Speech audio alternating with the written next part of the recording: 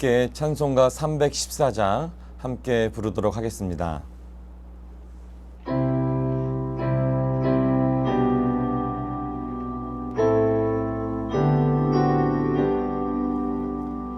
내 구주 예수를 더욱 사랑 엎드려 비는 말 들으소서. 내 진정 소원이 내 구주 예수를 더욱 사랑 더욱 사랑. 이전엔 세상 나 기뻤어도 지금 내 기쁨은 오직 예수. 다만 내리는 말 내 구주 예수를 더욱 사랑 더욱 사랑. 이 세상 떠날 때 찬양하고 숨질 때 하는 말 이것일세. 다만 내리는 말 내 구주 예수를 더욱 사랑 더욱 사랑. 아멘.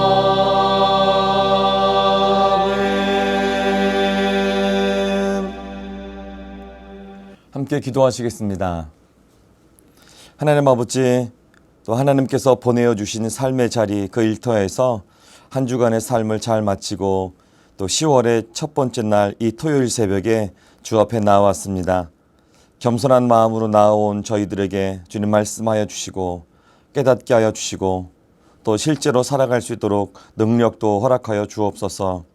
무엇보다 우리의 간구와 그 회개의 기도에 신실하게 응답하여 주옵소서. 연약한 육체의 병을 치유하여 주시고 사업과 경제적인 어려움들도 회복시켜 주옵소서. 가족들, 특히 우리 자녀들을 위한 기도에 응답하여 주옵소서.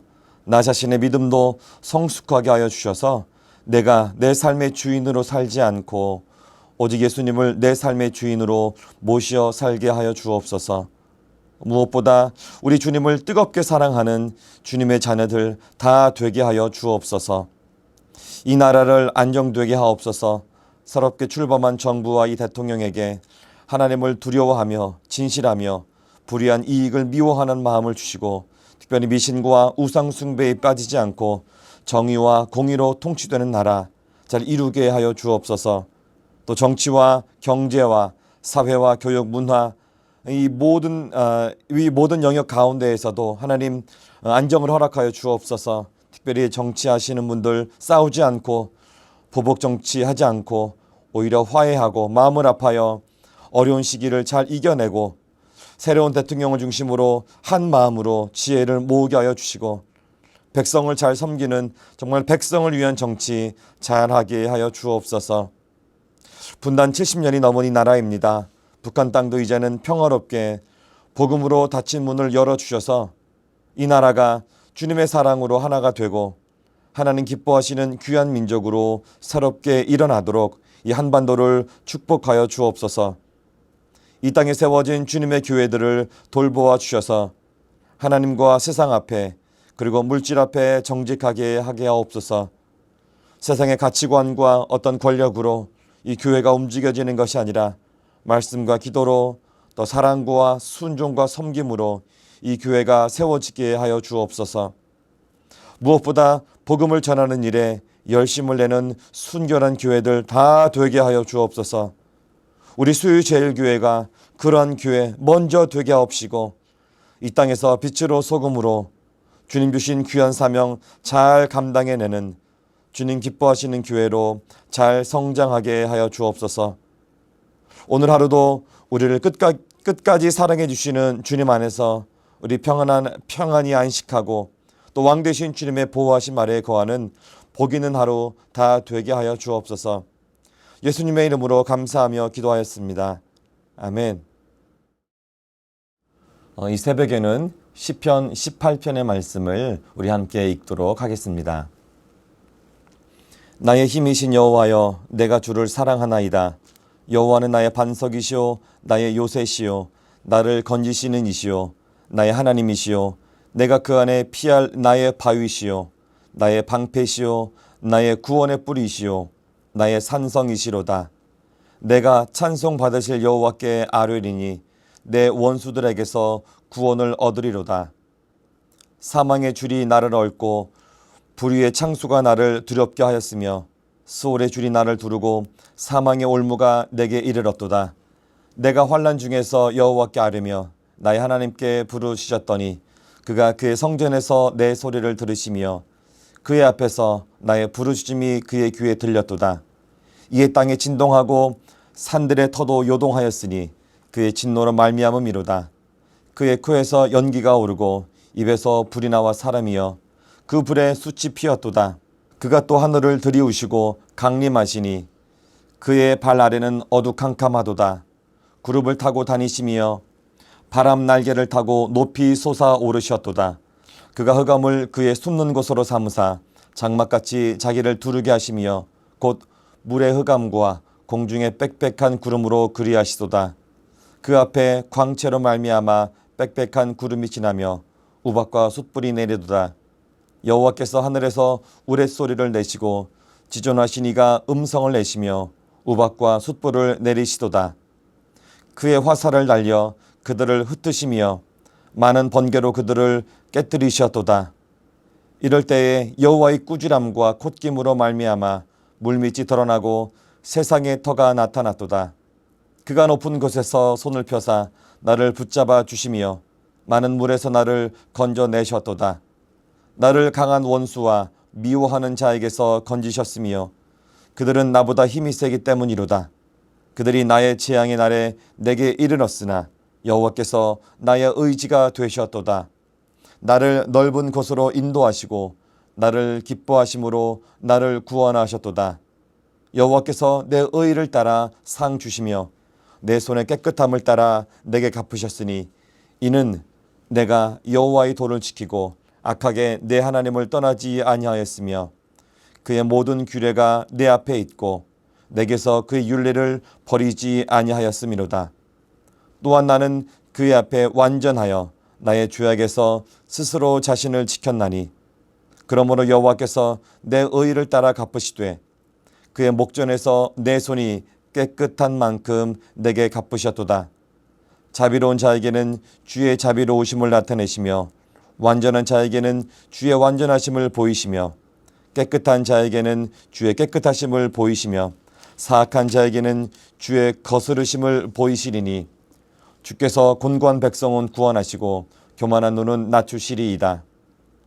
주께서 나의 등불을 켜시며 여호와 내 하나님이 내 흑암을 밝히시리이다. 내가 주를 의뢰하고 적군을 향해 달리며 내 하나님을 의지하고 담을 뛰어넘나이다. 하나님의 도는 완전하고 여호와의 말씀은 순수하니 그는 자기에게 피하는 모든 자의 방패시로다. 여호와 외에 누가 하나님이며 우리 하나님 외에 누가 반석이냐. 이 하나님이 힘으로 내게 띠띠우시며 내 길을 완전하게 하시며 나의 발을 암사슴 발 같게 하시며 나를 나의 높은 곳에 세우시며 내 손을 가르쳐 싸우게 하시니 내 팔이 놋 활을 당기도다. 또 주께서 주의 구원하는 방패를 내게 주시며 주의 오른손이 나를 붙들고 주의 온유함이 나를 크게 하셨나이다. 내 걸음을 넓게 하셨고 나를 실족하지 않게 하셨나이다. 내가 내 원수를 뒤쫓아가리니 그들이 망하기 전에는 돌아서지 아니하리이다. 내가 그들을 쳐서 능히 일어나지 못하게 하리니 그들이 내 발 아래에 엎드러지리이다. 주께서 나를 전쟁하게 하려고 능력으로 내게 띠띠우사 일어나 나를 치는 자들이 내게 굴복하게 하셨나이다. 또 주께서 내 원수들에게 등을 내게로 향하게 하시고 나를 미워하는 자들을 내가 끊어버리게 하셨나이다. 그들이 부르짖으나 구원할 자가 없었고 여호와께 부르짖어도 그들에게 대답하지 아니하셨나이다. 내가 그들을 바람 앞에 티끌같이 부서뜨리고 거리에 진흙같이 쏟아버렸나이다. 주께서 나를 백성의 다툼에서 건지시고 여러 민족의 으뜸으로 삼으셨으니 내가 알지 못하는 백성이 나를 섬기리이다. 그들이 내 소문을 들은 즉시로 내게 청종하며 이방인들이 내게 복종하리로다. 이방 자손들이 쇠잔하여 그 견고한 곳에서 떨며 나오리로다. 여호와는 살아계시니 나의 반석을 찬송하며 내 구원의 하나님을 높일지로다. 이 하나님이 나를 위하여 보복해 주시고 민족들이 내게 복종하게 해 주시도다. 주께서 나를 내 원수들에게서 구주하시니 주께서 나를 대적하는 자들의 위에 나를 높이 드시고 나를 포악한 자에게서 건지시나이다. 여호와여, 이러므로 내가 이방 나라들 중에서 주께 감사하며 주의 이름을 찬송하리이다. 여호와께서 그 왕에게 큰 구원을 주시며 기름 부음 받은 자에게 인자를 베푸시며 영원토록 다윗과 그 후손에게로다. 아멘. 오늘 새벽에는 시편 18편 1절과 2절의 말씀을 중심으로 아버지 하나님 더욱 사랑합니다 라는 제목의 말씀을 함께 나누도록 하겠습니다. 시편 18편 1절과 2절의 말씀입니다. 나의 힘이신 여호와여, 내가 주를 사랑하나이다. 여호와는 나의 반석이시요 나의 요새시요 나를 건지시는 이시요 나의 하나님이시요 내가 그 안에 피할 나의 바위시요 나의 방패시요 나의 구원의 뿌리시요 나의 산성이시로다. 아멘. 하나님은 우리의 아버지 되십니다. 아멘. 그리고 예수님을 구원자로 믿는 우리들은 모두가 다 하나님의 자녀들입니다. 우리는 이 창조주 하나님을 우리의 아버지로 모시며 사는 축복된 존재들입니다. 자녀된 우리가 이 땅에 살면서 원하는 것이 있습니다. 그것은 무엇이냐면 우리의 아버지 되신 하나님의 그 넉넉함 그 품 안에 날마다 거하는 것이죠. 늘 언제나 우리 아버지 하나님의 임재 속에 거하고 또 아버지 하나님과 동행하며 살고 아버지 하나님의 도우심 가운데 사는 것이 우리 그리스도인의 가장 큰 바람일 것이라고 생각합니다. 시편 기자는 이것을 이렇게 표현했습니다. 시편 27편 4절과 5절의 말씀입니다. 내가 여호와께 바라는 한 가지 일 그것을 구하리니 곧 내가 내 평생에 여호와의 집에 살면서 여호와의 아름다움을 바라보며 그의 성전에서 사모하는 그것이라. 또 시편 84편 10절에서도 이렇게 고백합니다. 주의 궁정에서의 한 날이 다른 곳에서의 첫날보다 나은즉 악인의 장막에 사는 것보다 내 하나님의 성전 문지기로 있는 것이 좋사오니. 그렇습니다. 우리가 죄악으로 가득한 이 세상에서 살아가면서 우리 아버지 하나님의 사랑 안에서 그리고 우리 아버지 하나님과 가깝게 친밀한 관계로 살아가는 것이 우리 그리스도인들의 가장 큰 소원일 것이다 이렇게 생각됩니다. 정말 그렇게 살고 싶은데 정말 그것이 우리들의 소원인데 오늘 읽은 시편 18편에 그렇게 살았던 사람이 등장합니다. 먼저 이 시편 18편에는 다른 시편과 달리 이 시에 대한 설명이 조금은 길게 붙어 있습니다. 여호와의 종 다윗의 시, 인도자를 따라 부르는 노래, 여호와께서 다윗을 그 모든 원수들의 손에서와 사울의 손에서 건져주신 날에 다윗이 이 노래의 말로 여호와께 아뢰어 이르되. 그러니까 이 시편 18편의 시는 아버지 하나님을 가까이에서 경험하고 늘 도우심을 얻고 그분의 품 안에서 살았던 사람, 이 다윗의 믿음의 고백이라고 할 수가 있습니다. 어쩌면 믿음의 고백이기보다 사랑의 고백이다라고 하는 것이 더 어울릴 만한 그 고백이 바로 이 시편 18편이라고 할 수가 있습니다. 이것이 사랑의 고백, 그래서 1절에서는 이 사랑의 고백 이렇게 등장하죠. 나의 힘이 되신, 나의 힘이신 여호와여, 내가 주를 사랑하나이다. 하나님을 뜨겁게 사랑했던 다윗, 이 다윗은 하나님을 일상에서 굉장히 많이 경험한 그런 사람인 것 같습니다.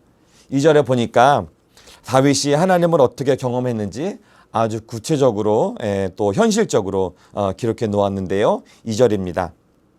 여호와는 나의 반석이시요 나의 요새시요 나를 건지시는 이시요 나의 하나님이시요 내가 그 안에 피할 나의 바위시요 나의 방패시요 나의 구원의 뿌리시요 나의 산성이시로다. 이 2절에는 하나님에 대한 어떤 은유적 표현의 단어들이 꽤 여럿이 등장합니다. 반석, 요새, 건지시는 이, 피할 바위, 방패, 구원의 뿔, 산성.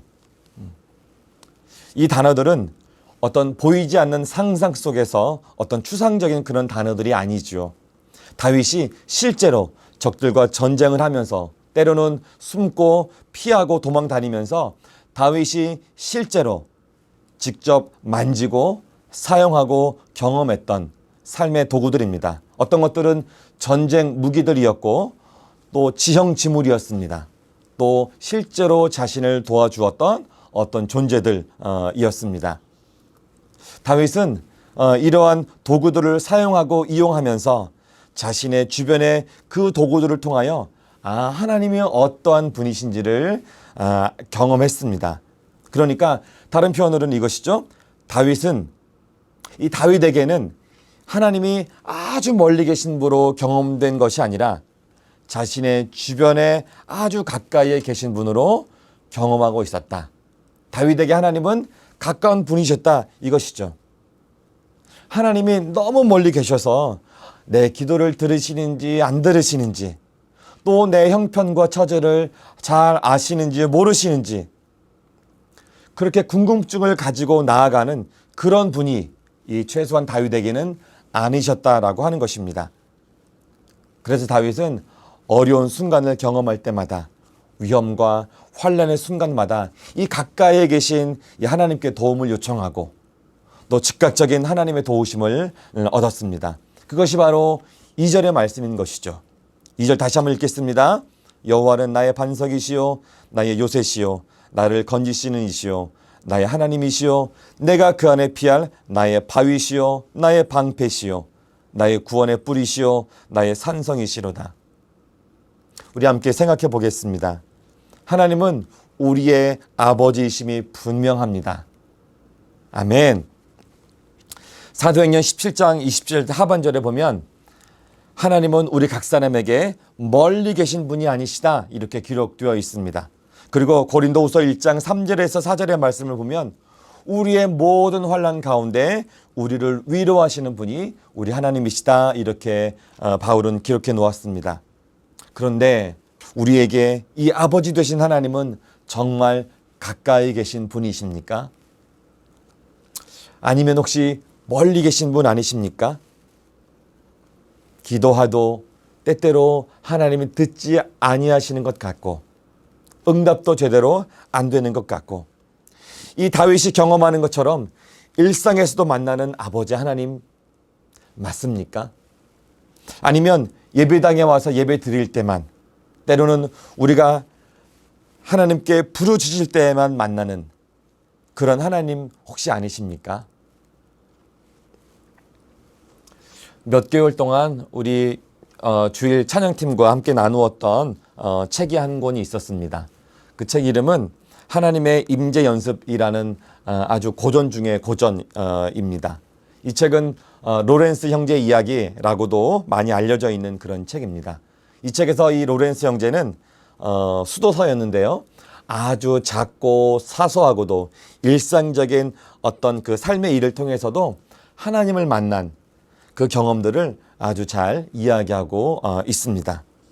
사실 로렌스 형제는 1618년에 일어난 그 30년 전쟁, 그 로마 제국과 그 유럽 국가들 간의 종교 전쟁이죠.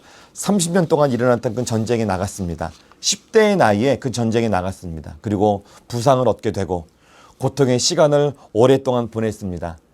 자신의 삶에 불만족하며 살고 있었던 때에 신앙의 회심을 한번 경험합니다.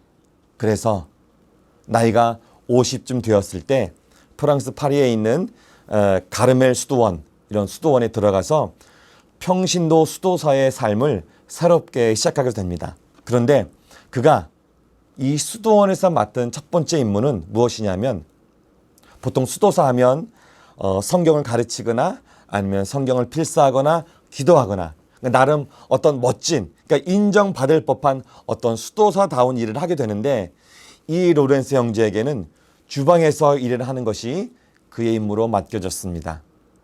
처음에는 이 청소하고 빨래하고 밥하고 이런 것들이 그 자신에게 너무도 싫었습니다. 마음에 들지 않았죠. 그런데 그가 어떤 결심과 태도를 통해서 그동안 해왔던 주방에서 하던 그 허드렛 일이라고 여겨졌던 그 일들을 통해서 기쁨을 얻게 되고, 그 일들을 통해서 하나님이 어떤 분이신지를 새롭게 발견하게 되는 그런 것을 경험하게 됩니다. 그것이 무엇이냐면 이것이죠. 하나님을 사랑하는 것에 삶의 초점을 두기. 하나님을 사랑하는 일에 자신의 삶의 초점을 두기. 바로 그것이었습니다. 즉 자기 자신에게 집중했던 시간과 에너지를 우리 아버지 되신 하나님을 사랑하는 일에 온통 쏟아 부었다는 것이죠. 청소할 때, 밥할 때, 설거지할 때, 주변 일을 돌아보고 허드렛 일을 한다고 생각했을 때 그 일들을 통해서 사람을 섬기는 것이 아니라 하나님을 섬긴다고, 하나님 앞에서 코람되어 그 삶을 살았다는 것이죠. 이렇게 하나님을 사랑하는 일에 자신의 삶에 초점을 맞추었을 때 이 로렌스 형제는 사소한 일상의 삶을 통해서도 하나님의 임재를 경험하고 성령으로 충만한 삶을 살 수 있었습니다. 오늘의 말씀을 좀 정리하겠습니다. 오늘 우리가 읽었던 이 말씀 1절에서는 이렇게 다윗이 고백합니다. 나의 힘이신 여호와여, 내가 주를 사랑하나이다.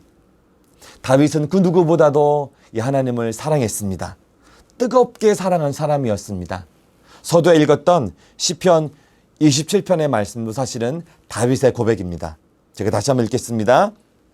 내가 여호와께 바라는 한 가지 일, 그것을 구하리니 곧 내가 내 평생에 여호와의 집에 살면서 여호와의 아름다움을 바라보며 그의 성전에서 사모하는 그것이라.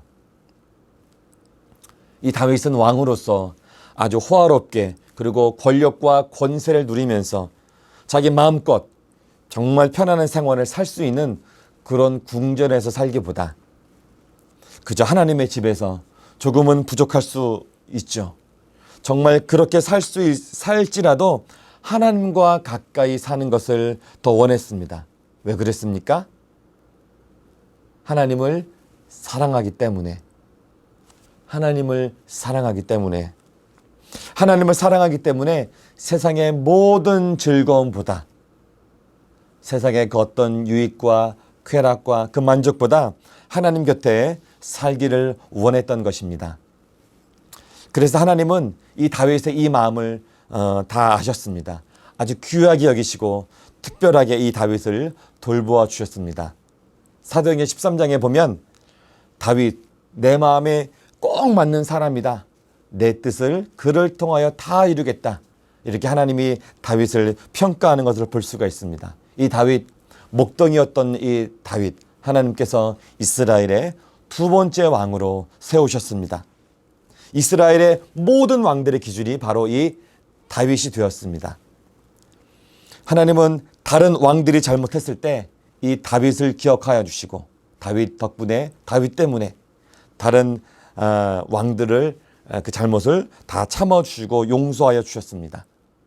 다윗이 이 이스라엘이라고 나라는 그 솔로몬 왕 다음에 남과 북으로 나누어졌는데, 그 북이스라엘은 수도 없이 반역과 반란으로 그 왕조가 나뉘어졌지만, 바뀌어졌지만, 이 다윗의 그 혈통을 이어받은 그 남유다에서는 다윗의 다윗의 왕조를 끝까지 이어주시겠다, 지켜주시겠다 약속하신 하나님의 약속에 따라서 다윗의 왕조가 끝까지 이어졌죠. 그리고 무엇보다 이 다윗의 후손에서 메시아, 이 그리스도께서 온 세상의 구원자로 이 세상에 오시게 되었습니다. 이 다윗이 이렇게 하나님을 뜨겁게 사랑하는 그 마음이 오늘 저와 여러분들에게도 있기를 원합니다. 하나님을 뜨겁게 사랑하는 이것이 다윗이 아주 가까이에서 하나님을 경험하는 삶의 원천이 된 것처럼 우리도 하나님을 깊이 사랑함으로 날마다 아버지 하나님의 임재 가운데 그리고 그 보호하심과 다스림 가운데 살 수 있기를 축복합니다.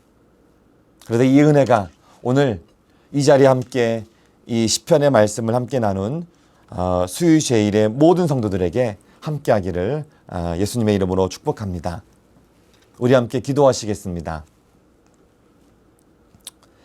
아버지 하나님, 죄 많은 우리를 예수 그리스도의 보혈의 공로로 용서해 주시고 의롭다고 칭해 주시고 또 자녀 삼아 주셔서 감사합니다.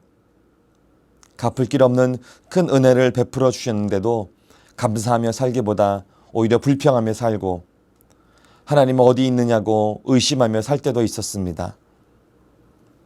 아버지 하나님 사랑하기보다 나 자신을 더 사랑하고 아버지 하나님께 집중하기보다 나의 형편과 처지에 더 집중하고 그래서 아버지 하나님을 멀리 계신 분으로만 경험하고 있었습니다. 아버지 하나님 다시 한번 은혜를 베풀어 주셔서 우리의 삶과 초점을 아버지 하나님을 사랑하는 일에 맞추게 하옵소서. 말과 행동과 이 태도와 생각까지도 아버지 하나님을 사랑하는 일에 쏟게 하여 주셔서 넉넉하고 풍성하신 아버지의 품 안에 늘 거하고 아버지의 도우심을 시시때때로 얻으며 다윗처럼 또 로렌스 형제처럼 일상에서 아버지 하나님을 경험하며 아버지 하나님의 임재 안에 늘 살게 하여 주옵소서. 그러한 은혜를 다시 한번 우리들에게 허락하여 주옵소서. 이제는 예수님께서 가르쳐 주신 기도를 함께 드리오니 하늘에 계신 우리 아버지, 아버지의 이름을 거룩하게 하시며 아버지의 나라가 오게 하시며 아버지의 뜻이 하늘에서와 같이 땅에서도 이루어지게 하소서. 오늘 우리에게 일용할 양식을 주시고 우리가 우리에게 잘못한 사람을 용서하여 준 것 같이 우리 죄를 용서하여 주시고 우리를 시험에 빠지지 않게 하시고 악에서 구하소서. 나라와 권능과 영광이 영원히 아버지의 것입니다. 아멘.